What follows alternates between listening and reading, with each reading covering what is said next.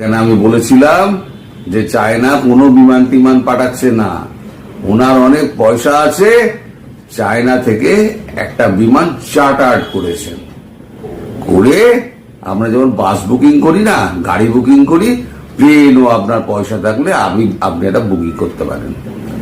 সেইখানে সেই প্লেনে করে তিনি একদম পিকিং বিশ্ববিদ্যালয় নাকি বিশ্ববিদ্যালয়, সেখানে একটা অনুষ্ঠানে উপস্থিত হয়ে তিনি ভাষণ লম্বা লম্বা ঝেড়েছেন। এখন আপনারা সব ছবি টবি দেখেছেন যে এয়ারপোর্টে তিনি নামলেন, প্রচুর লোকজন ছিল, একটাও কিনা চীনের প্রতিনিধি কেউ একটাও ছিল না। রাষ্ট্রীয় সফর হলে চীনের প্রতিনিধি থাকবে তো, একটাও উপ রাষ্ট্রদূত হলেও সেখানে গিয়ে থাকবে, বা গভর্নমেন্ট অফিসিয়াল কেউ গিয়ে তাকে রিসিভ করবে। সে ছোট বড় যে রাষ্ট্রই হোক না কেন, এই সম্মানটুকু সবাইকে জানানো হয়। তো ওখানে গিয়ে তো তিনি একেবারে সেই বিশ্ববিদ্যালয় লম্বা চওড়া একদম বক্তৃতা ঝাড়লেন, ঝেড়ে উনি সোজা একদম জিনপিংকে গিয়ে অফিসে গিয়ে ধরলেন যে আমার সঙ্গে দেখা করতেই হবে। এবার জিনপিং এর অফিস থেকে তাকে বলা হয়েছিল, এটা একেবারে কূটনৈতিক খবর, তাকে বলা হয়েছিল আপনি 12 ঘন্টা পরে আসুন, তিনি সময় পেলে দেখা করবেন, আমরা আপনাকে ফোনে জানাবো। তারপর তিনি হোটেলে ফিরে আসেন।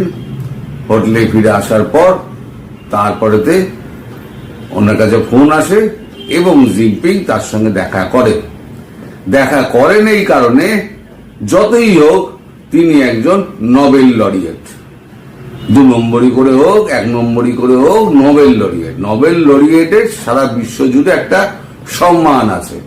সেই সম্মানটুকু বেজিং যদি না দেখায় তাহলে কিন্তু চায়নার মুখ পুড়বে, তাই ওই সম্মানটুকু দেখিয়েছেন। তা এখানে আবার ঢাকঢোল পেটানো হলো। এরা তো ঢাকঢোল পেটাতে ওস্তাদ, কিছু হলো না হলো ঢাকঢোল পেটানো হলো। এইবার যে কি ওখান থেকে উনি নিয়ে এলেন তার কিন্তু কোনো ডিটেল কোনো খবর বেরোয়নি। আমাদের কাছে যা খবর আছে, এক ব্যাগ প্রতিশ্রুতি নিয়ে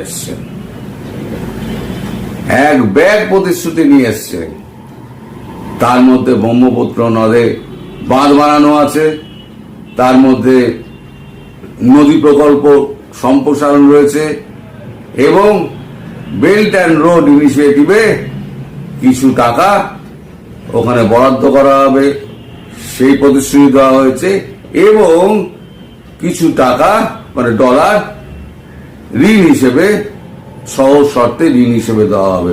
সবটাই কিন্তু